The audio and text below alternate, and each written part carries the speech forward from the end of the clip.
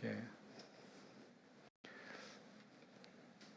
오늘 이제 소개할 책의 한 부분인데요. 이분이 이제 공부를 열심히 안 했습니다. 그래서 이제 고등학교 때 성적이 다 D래요. 그래서 그런가 보다 했는데 그거를 읽고 이제 잔날 꿈에 제가 성적을 D를 받고 있더라고요. 그래서 기분 나쁘게 깼던 그런 적도 있습니다. 파타고니아 아시죠? 의류가 있습니다. 아웃도어 의류 회사. 바로 그 회사의 창업자입니다. 이분이 이제 그 회사를 창업하는 과정, 그리고 그런 그 어떤 회사를 운영하는 철학, 이런 것을 이제 직원들한테 교육을 하기 위해서 이제 책을 이제 간단하게 만들었었나 봅니다. 그랬다가 그것이 이제 반응이 좋아서 그랬는지 이제 정식으로 책이 이제 출간이 되었습니다. 그 책의 제목이 파타고니아, 파도가 칠 때는 서핑을이라는 제목입니다. 이분은 정말 공부를 열심히 안 했습니다. 그래서 고등학교 간신히 졸업하고 이제 툭하면 이제 말썽꾼이 되는 거죠. 전문 대학을 갔는데 졸업했는지는 잘 모르겠습니다. 그리고 그가 하는 일들은 여름 시즌에는 서핑을 타러 다니고, 그리고 이제 봄 가을에는 요세미티 같은 곳에 가서 등산을 하는 것입니다. 그러면서 사람들을 이제 만나게 되고 함께 또 등산 기술을 배우고 서핑 기술을 배우고 그 낙수로 사는 것이죠. 뭐 간신히 이제 먹고 살면서 집에서 먹고 사는 것도 아니고 그야말로 뭐 진짜 거렁뱅이 비슷하게 살면서 그렇게 살아갔습니다. 그러면서 등산을 하다 보니까 장비들이 필요하죠. 돌 사이에 바위 사이에 쇠조각 같은 걸 끼워서 거기다 로프를 걸고 또 올라가고 하는 그런 장비들을 그냥 사다가 쓰기에는 살 곳도 만만치 않고 옛날이니까요. 그리고 가격이 너무 비싸니까 스스로 만들기 시작을 했습니다. 그런데 이제 이 분이 아버지로부터 좋은 거를 유전으로 받은 것은 이 손재주였습니다. 그래서 장비들을 잘 만들었습니다. 만들다 보니까 전문 산악인들 사이에서 소문이 났고요. 그래서 사람들이 이제 오더를 하기 시작을 했습니다. 그러면 이제 만들어주기 시작하다가 점점 그것이 이제 큰 회사가 된 것이죠. 그래서 파타고니아라는 회사를 이제 세우고 큰 기업이 되게 되었습니다. 이분의 철학은 뚜렷합니다. 자연을 보호해야 된다는 것이죠. 우리가 살고 있는 이 땅을 잘 보존해야 된다는 것입니다. 그래서 이 회사의 매출의 1%는 무조건 자연 보호를 위한 기금으로 보냈습니다. 그리고도 부족했는지 나중에 이분이 은퇴할 때에는 회사의 모든 지분을 자연 보호 단체들에게 기부를 하고 은퇴를 해버렸습니다. 그만큼 아주 찐이었던 것이죠. 그러다 보니까 그분의 경영 철학이 독특합니다. 보면서 이렇게 되게 어렵게 느껴졌어요. 이야기가 어려운 게 아니고 그렇게 사는 것이 어렵겠다 싶었습니다. 예를 들어서 우리 회사는 올 때 즐거워야 된다는 것입니다. 그래서 회사로 올 때 계단을 밟고 올 때 아휴 이놈의 이게 아니고 너무 일 가는 게 좋아서 껑충 뛰면서 오는 그런 회사여야 된다 이렇게 생각을 했다는 것입니다. 그러면서 이제 자유를 많이 주고요. 우리 회사는 파도가 칠 때는 서핑을 타고 그리고 폭설이 막 올 때는 스키를 타고 아이들이 아프면 집에 머물면서 아이들과 함께 있어주는 그런 회사다라고 얘기하는 것이죠. 대신 나머지 시간에 최선을 다해서 일하라 이것입니다. 구체적으로 이렇게도 얘기를 해요. 자기가 만약에 보통 회사 같으면 그래 좋아요. 그럼 나 이번 주 화요일 날 오후 1시에 서핑하러 갈게요. 이렇게 하겠죠. 근데 이분은 그렇게 하지 말라라는 것입니다. 화요일 날 오후 1시에 파도가 좋을지 안 좋을지 어떻게 아냐는 것입니다. 그냥 일하다가 파도가 좋으면 나가서 그냥 타라는 것입니다.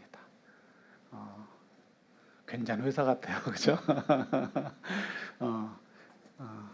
그러면서 이분이 하는 얘기는 우리 회사는 규칙에 의해서 운영이 되는 것이 아니고 방향, 방향을 이제 주고 그 방향에 맞춰서 자율적으로 움직이는 회사다라고 얘기를 합니다. 그러니까 아무리 규칙을 지켜도 내가 정작 해야 될 일들을 안 하면 그는 옳은 선택이 아니라는 것이죠. 그것은 악을 행하는 것이다라고 얘기를 합니다. 그러면서 자기는 악에 대한 개념이 좀 다르다는 거예요. 막 구체적으로 누구를 해하거나 뭐 나쁜 짓을 했을 때만이 악이 아니고 선한 일을 하지 않았을 때 이게 당연히 우리한테 유익한 것이고 다른 사람들한테도 필요한 것이다라고 할 때 그 일을 하지 않았다면 그것이 악이다라고 표현을 합니다. 그러면서 우리 회사에서는 그러니까 악을 행하면 되지 않고 선을 행하라 이렇게 얘기를 합니다. 그러니까 자율적으로 내가 몇 시에 출근해서 몇 시에 퇴근했으니까 내 일 워킹 아워 다 채웠고 뭐 이런 식으로 얘기하지 말라라는 것이죠. 누가 지시했으니까 내가 그 지시 사항대로 했습니다. 그렇게 하지 말고 스스로 판단을 해서 우리 회사에 유익이 되는 것이라면 그것이 선한 것이고 선한 것이라면 행하라라고 이야기하는 것이죠. 자율적인 것입니다. 언뜻 생각할 때는 제가 이분이 크리스찬인가 이런 생각이 들었습니다. 사실은 선과 악의 개념이 그렇습니다. 성경에서 악이라는 것이 뭐 특별히 이런 악 저런 악도 있죠. 뭐 간음하는 죄, 살인하는 죄, 미워하는 죄, 이런 뭐 죄들이 많이 있습니다. 그러나 그런 것 말고도 이 악의 근본이라는 것은 사실은 하나님이 계시지 않는 부분, 하나님의 의와 하나님의 통치가 거부되는 부분, 하나님의 그 선함이 존재하지 않는 부분, 그런 것이 바로 악인 것이죠. 그래서 만약에 내가 하나님의 뜻을 따라가면 나는 선한 존재예요. 그러나 내가 하나님의 선하심을 따라 살지 않고 내 마음대로 살려고 하면 그 순간은 뭐가 되는 거예요? 악이 되는 것입니다. 그죠? 이게 성경적인 악의 개념이에요.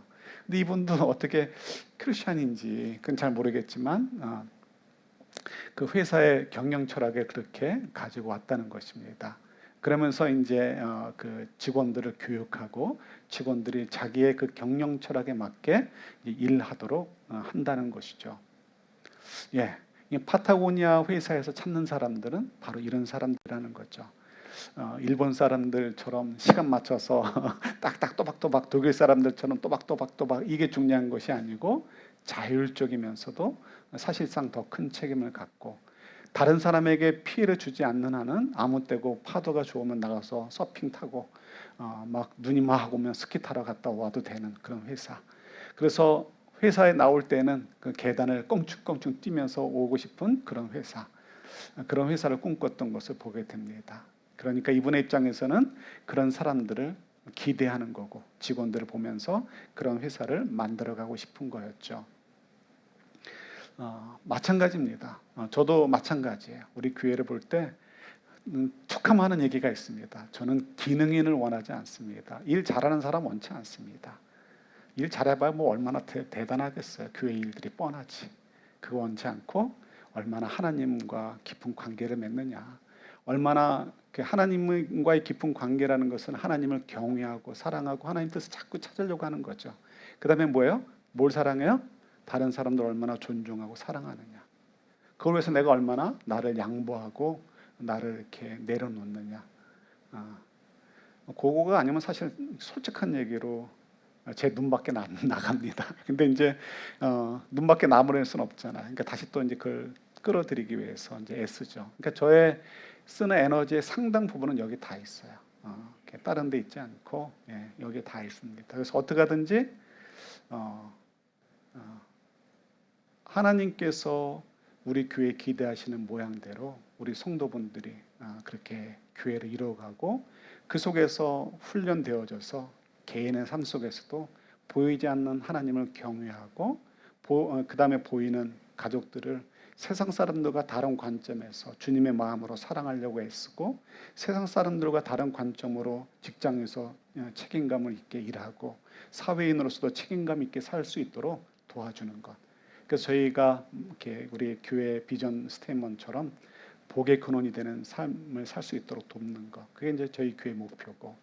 그럴 때 어떻게 하나님과의 관계가 좋으니까 내가 비록 가난하고 병이 있어도 진정한 행복이 있는 것이죠. 하나님이 주시는 샬롬이 있는 것이죠.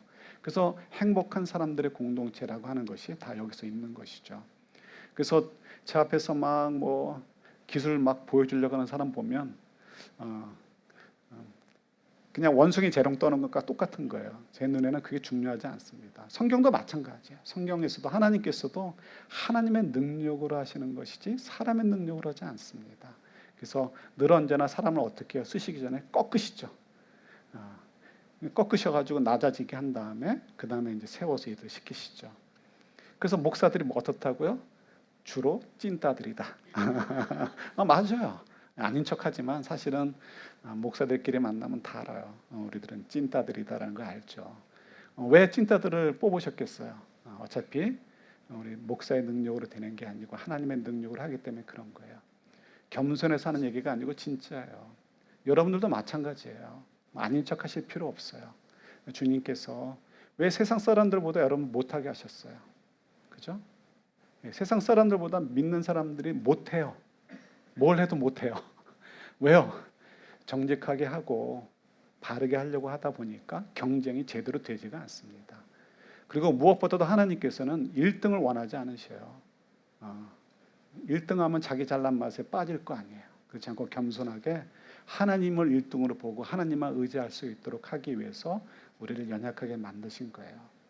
여러분이 기도가 부족해서 믿음이 안 좋아서 벌 받아서 비실비실 되는 게 아니고요. 하나님께서 여러분을 사랑하셔서 저를 사랑하셔서 그렇게 하시는 거예요. 근데 이거를 아니다라고 막 빡빡 우기려고 하니까 성경이 안 읽혀지고 기도가 안 되는 거예요. 그게 아닌데. 여러 번 얘기했으니까 이해되시죠? 안 되시나 보다. 나중에 또 얘기할게요. 예, 이제 하나님께서도 누구를 뽑으실까? 누구를 선택하시고 누구를 이렇게 기대하실까? 우리가 생각해야 되죠. 왜냐하면 우리는 하나님 나라에 살고 있잖아요. 하나님이 창조주시고 우리는 그 창조 아래서 우리는 살아가요. 하나님이 대장이시고 운영자시고 하나님의 경영 철학이 있으신 거예요. 그래서 우리가 알아서 쫓아가야 되죠.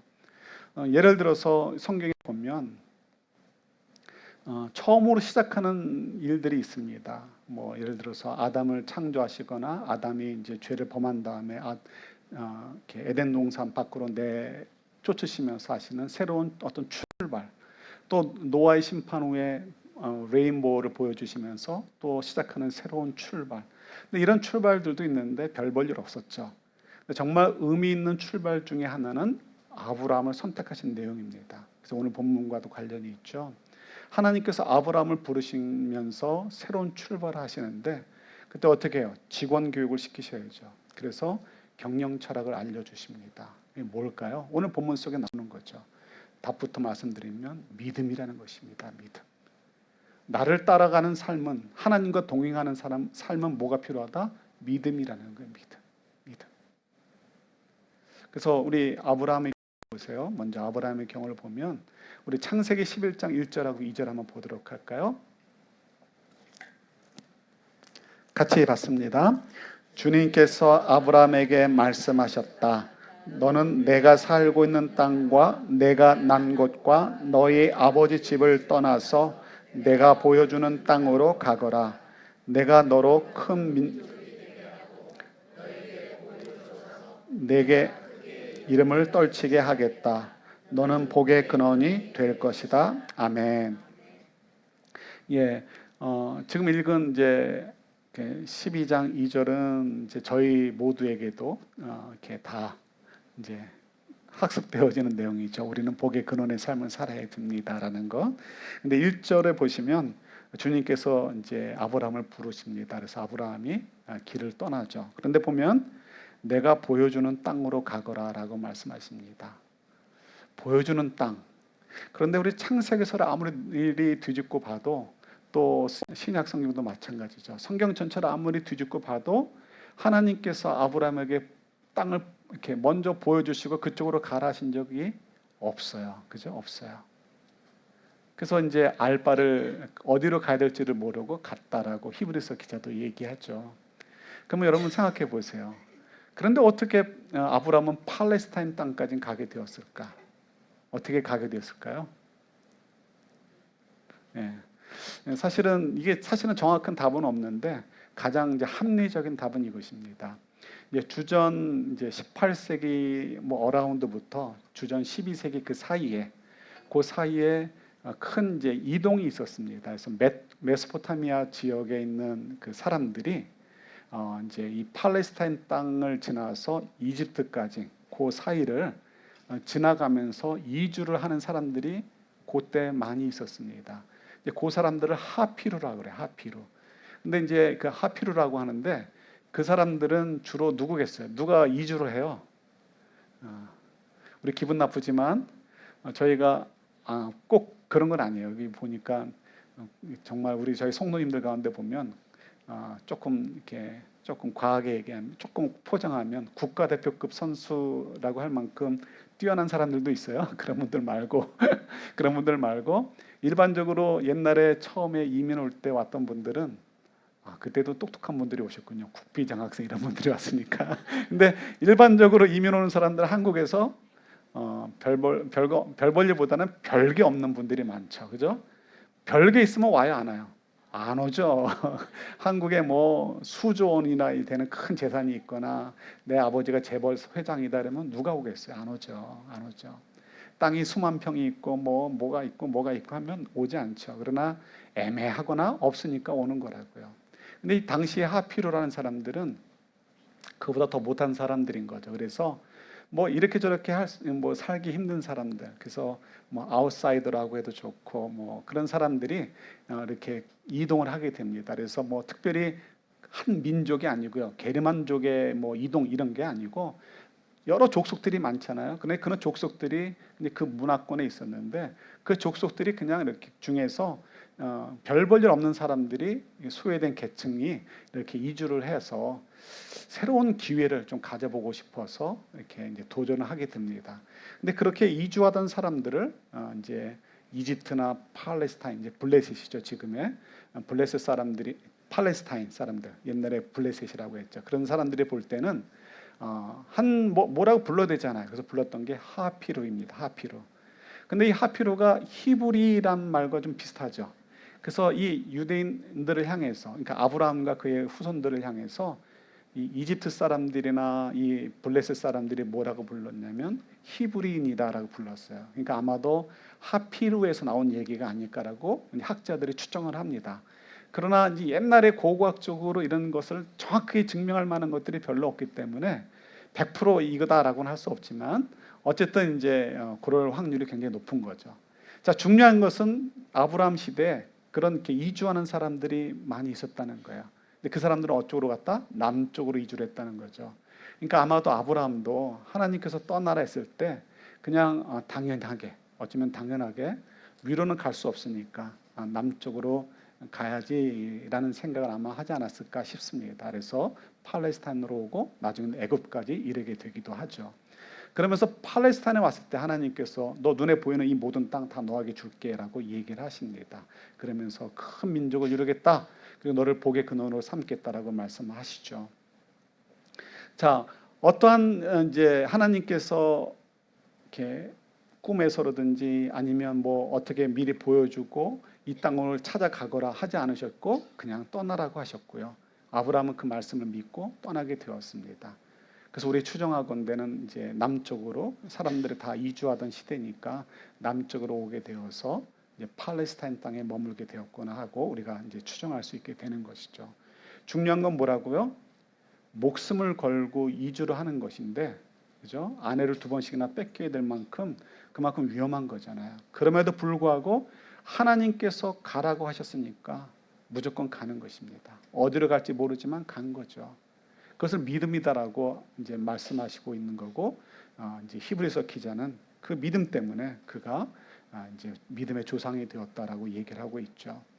그러면서 이제 오늘 재밌는 부분은 또 11절에 있죠. 11절에 보시면 11절 한번 다시 한번 읽을까요? 같이 봤습니다. 믿음으로 사라는 임신한 능력을 얻었습니다. 그가 약속하신 분을 신실하신 분으로 생각했기 때문입니다. 예. 믿음으로 사라는 뭘 얻었다고요? 임신할 능력을 얻었대요. 근데 여러분 창세기 18장에 보면 하나님의 사자들이 찾아오죠. 그래서 이렇게 오늘날로 얘기하면 다른 방에 있는 사라가 듣게끔 얘기를 합니다. 아브라함아, 아브라함아, 사라가 어디 있니? 그러면서 얘기하기를 1년 후에 사라가 아기를 낳게 될 거라고 얘기를 했습니다. 그때 다른 방에 있던 사라가 그 얘기를 듣고서 어떻게 했어요? 웃었죠. 거기에 뭐 한 글자가 빠진 것 같아요. 뭐가 빠졌을까요? 예, 비웃은 거예요. 그죠? 근데 어떻게 믿음으로라고 하죠? 이상하죠. 예. 근데 우리를 보면 알 것 같아요. 왜냐하면 저희도 이렇게 이제 말씀을 보거나 기도하거나 할 때 하나님께서 가슴을 뜨겁게 해주실 때가 있잖아요. 그래서 이제 순종해야지라고 하려다가도 딱 눈 뜨고 보면 굉장히 비현실적인 거예요. 계산이 안 나와요. 그럴 때 우리도 모르게 어떻게 해요? 웃는 거죠. 웃던 찡그리던 좌우지간 다 그게 그거인 거죠. 믿지 못하겠다 이거죠. 그런데 그 순간이 지나고 나서 생각해 보니까 자꾸 마음이 불편해요. 죄책감도 느껴져요. 내가 이 믿음이 이 정도밖에 안 됐나? 내가 하나님을 포기했나? 이렇게 생각하면서까지 그러면서 고민하다가 그래.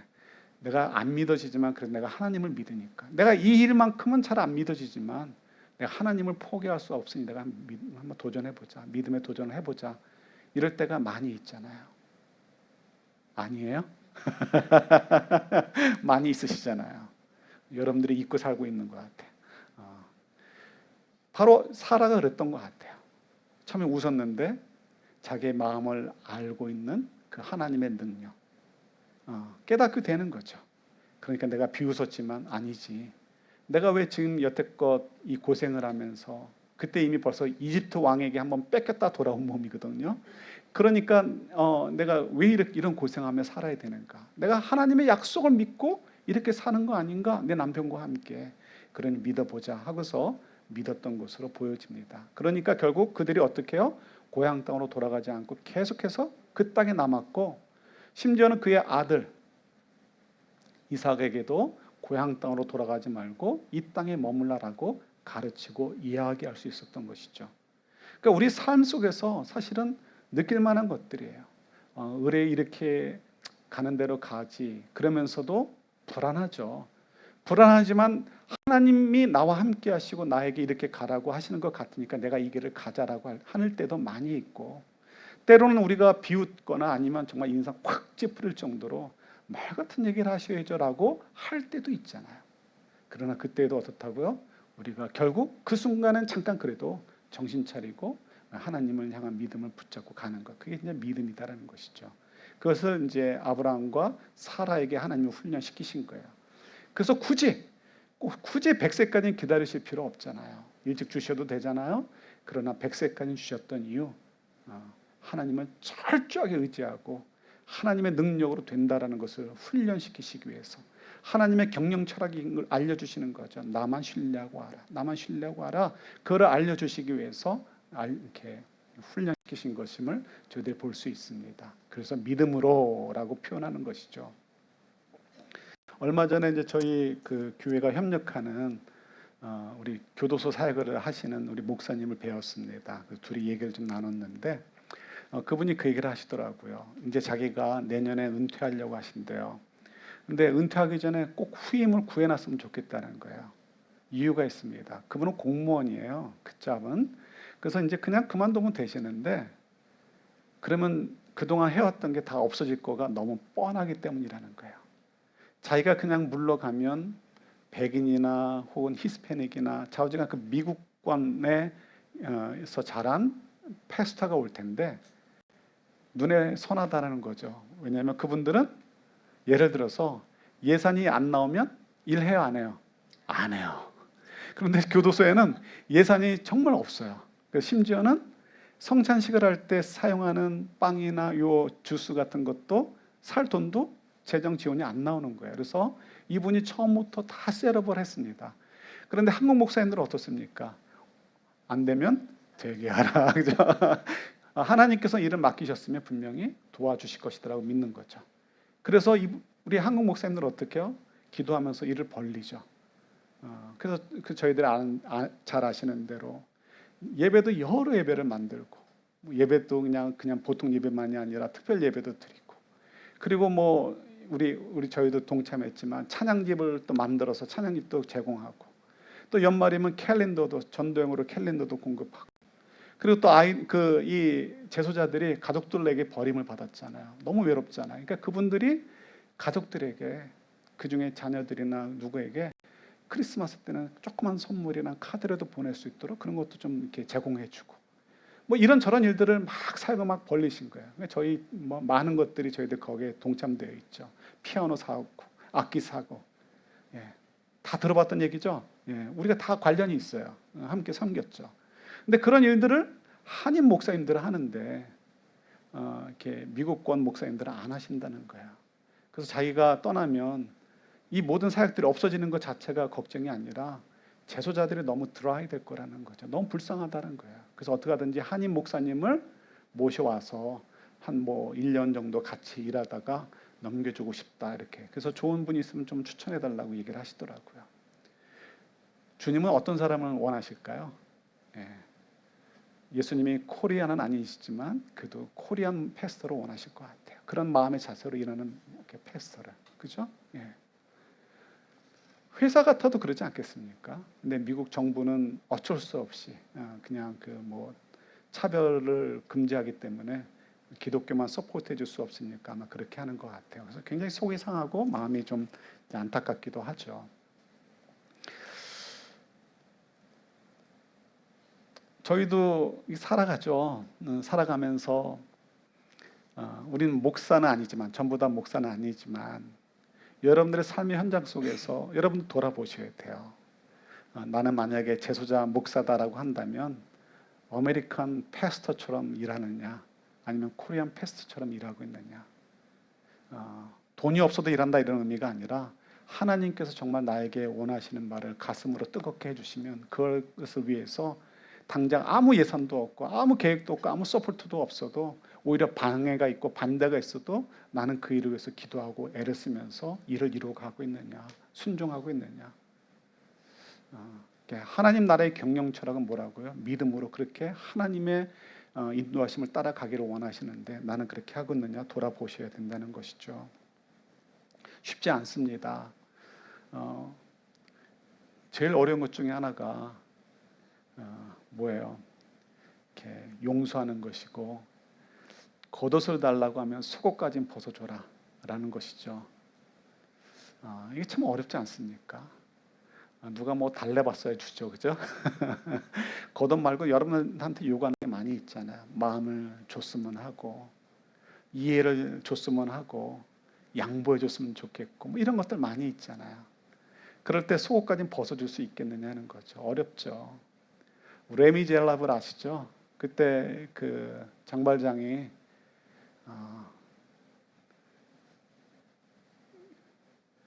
이렇게 출소해가지고 그 성당에 가가지고 신부님에게 대접을 받습니다. 그러면 그 은 식기를 가지고 도망가다가 잡혔잖아요. 그때 신부님이 어떻게 해요?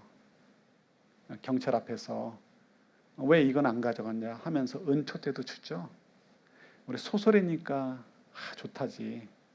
실제로 우리가 그런 일을 경험하게 되면 어떨까요? 누군가가 우리 교회 왔는데 예배 끝나자마자 카메라를 하나 치고 가요. 경찰이 잡아왔어요.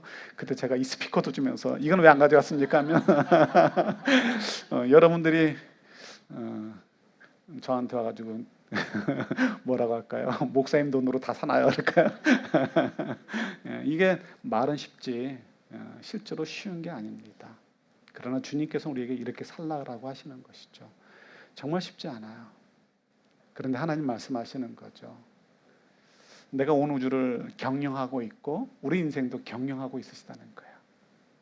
그래서 내가 어떤 사람을 기대하겠느냐라고 말씀하시는 거죠. 내가 어떤 사람을 선택하고 그와 함께 살겠느냐라고 말씀하시는 거죠. 누가 나와 함께 파도가 칠 때 서핑을 타고 폭설이 올 때 스키를 타고 그죠? 일할 땐 열심히 일하고 예. 우리 회사에 선을 이루는 그런 일들을 행하면서 살겠느냐라고 질문하시는 거예요.